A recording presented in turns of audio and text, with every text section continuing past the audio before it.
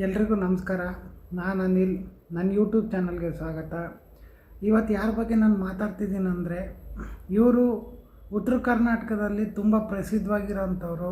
ಇವರ ಹೆಸರು ಬಂದ್ಬಿಟ್ಟು ಕ್ರಾಂತಿವೀರ ಸಂಗೊಳ್ಳಿ ರಾಯಣ್ಣ ಅಂತ. ಇವರು ಅನೇಕ ಹೋರಾಟಗಳನ್ನು ಮಾಡಿದ್ದಾರೆ.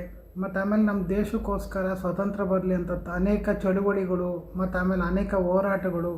ಮತ್ತು ಆಮೇಲೆ ಇವರು ಚೆನ್ನಮ್ಮನ ಬಲಗೈ ಬಂಟ ಅಂತಲೂ ಹೇಳ್ಬೋದು.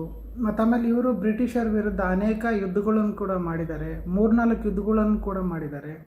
ಮತ್ತು ಅದಾದಮೇಲೆ ಇವರು ಮೇಯ್ನಾಗಿ ಈ ಕಿತ್ತೂರು ರಾಣಿ ಚೆನ್ನಮ್ಮನ ಆಸ್ಥಾನದಲ್ಲಿದ್ದವರು. ಇವರು ಬಂದ್ಬಿಟ್ಟು ಕಿತ್ತೂರು ರಾಣಿ ಚೆನ್ನಮ್ಮನಿಗೆ ಮಗ ಮತ್ತು ಬಲಗೈ ಬಂಟ ಅಂತಲೂ ಹೇಳ್ಬೋದು.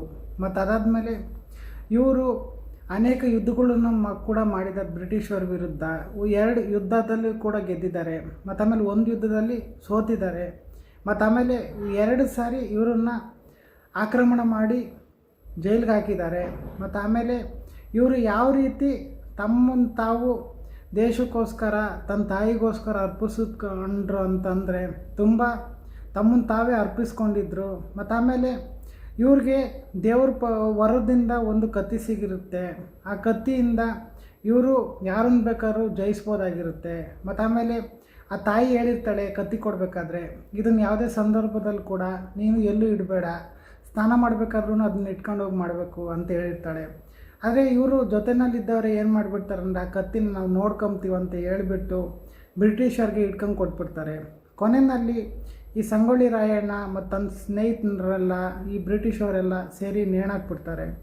ಮತ್ತು ಇದಾದಮೇಲೆ ಸಂಗೊಳ್ಳಿ ರಾಯಣ್ಣ ಯಾವತ್ತು ಹುಟ್ಟಿರ್ತಾನೋ ಅವತ್ತೇ ನಮಗೆ ಸ್ವಾತಂತ್ರ್ಯ ಸಿಗುತ್ತೆ. ಅವತ್ತೇ ಈ ಬ್ರಿಟಿಷರು ನಮಗೆ ಸ್ವಾತಂತ್ರ್ಯ ಕೊಟ್ಬಿಟ್ಟು ಅವ್ರ ದೇಶಕ್ಕೆ ಮರಳಿಬಿಡ್ತಾರೆ. ಮತ್ತು ಅದಾದಮೇಲೆ ಇವರು ಅನೇಕ ಚಳುವಳಿಗಳನ್ನು ಮಾಡಿದ್ರು. ಮತ್ತು ಆಮೇಲೆ ಇವರು ಆಗಿನ ಕಾಲದಲ್ಲಿ ಬ್ರಿಟಿಷರ ವಿರುದ್ಧ ಧೈರ್ಯವಾಗಿ ತುಂಬ ಹೋರಾಟಗಳನ್ನ ನಡೆಸಿದ್ದಾರೆ. ಮತ್ತು ಆಮೇಲೆ ಉತ್ತರ ಕರ್ನಾಟಕದಲ್ಲಿ ಇವರು ತುಂಬ ಫೇಮಸ್ಸು. ಇವಾಗೂ ಕೂಡ ಈ ಹುಬ್ಳಿ ಸರ್ಕಲ್ನಲ್ಲಿ ಕಿತ್ತೂರು ರಾಣಮ್ಮನ ಸ್ಟ್ಯಾಚು ಇದೆ. ಮತ್ತು ಅದಾದಮೇಲೆ ಇವರು ಉತ್ತರ ಕರ್ನಾಟಕದಲ್ಲಿ ತುಂಬ ಫೇಮಸ್ಸು. ಇವರು ತುಂಬ ಅಜಾನುಭಾವವಾಗಿದ್ದರು.